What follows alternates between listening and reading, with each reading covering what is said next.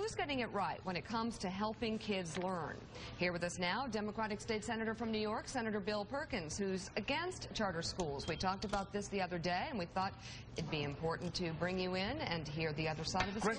This is how charter schools in New York have erased the gap between rich and poor. Students who attend charter schools close 86% of the Scarsdale-Harlem achievement gap, saying that Harlem students do 86% as well as Scarsdale students, which is remarkable, according to the Stanford study. Students who spend grades 10 through 12 in charter schools are 21% more likely to graduate and get a Regents diploma, and some charter Harlem schools averaged higher scores school-wide than schools in the wealthiest. We have numbers that show the opposite, and that's the problem. That show the opposite of what? Of these numbers that show that, in fact, they're not as successful as those numbers show. So I guess to some extent, in New York City schools? In New York City schools. What study shows that? Well, Stanford as well. So I read the Stanford study. What is in the Stanford study? Again, if you are a student from the most economically disadvantaged part of Harlem and you go to Harlem Charter School, public school, from 10th, 11th, and 12th grade, it is statistically a fact that you are 21% more likely to graduate from high school and get a Regents diploma. Well, what's on the other side of that? The fact of the matter is that cannot be true, because these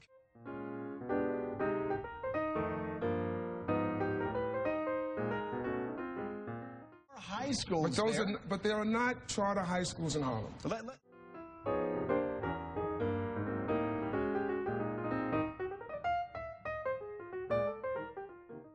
Only in communities of color. By the way, if these schools are so good, why is it that they're not in other communities?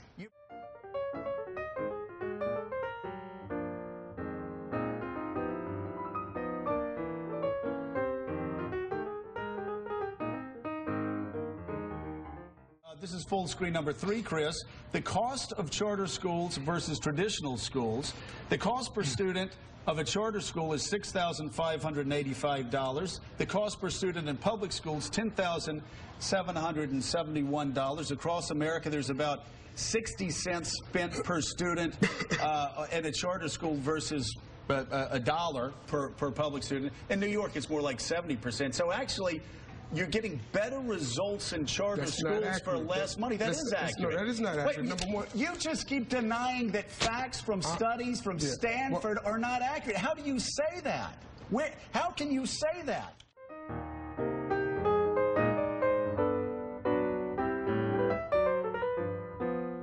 So we're finding cheating and stealing, and as a matter of fact, there are some investigations going on now about certain schools where we've seen that the scores have been tampered with. And so when you tell me about how well schools are doing, the hearings that I'm having will help us understand whether or not they are legitimately doing that. I know that's what the study is saying. I'm saying the study may be flawed by virtue of the fact studies are showing that. New York State has statistics that show that in some Harlem schools you're getting 100% proficiency in math. What I don't understand is how you could actually be fighting against charter schools where children in your district are getting 100% proficiency, they're on the way to college, and these kids are finally getting the education they deserve, the type of education you were able to get, the type of education that I'm sure your children were able to get, because I'm sure they didn't go to Harlem public schools, the type of education you were able to get when you went to an Ivy League school.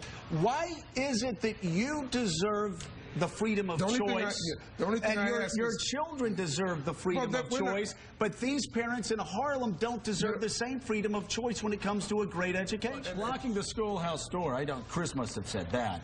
But here's students on waiting lists for charter schools across America. 365,000 kids want to get into charter schools but can't. New York City, 40,000. In Harlem, 9,570 kids want to get into charter schools. Right now, only 2,031 can get in. That means that about 10,000 parents get. So you call facts allegations.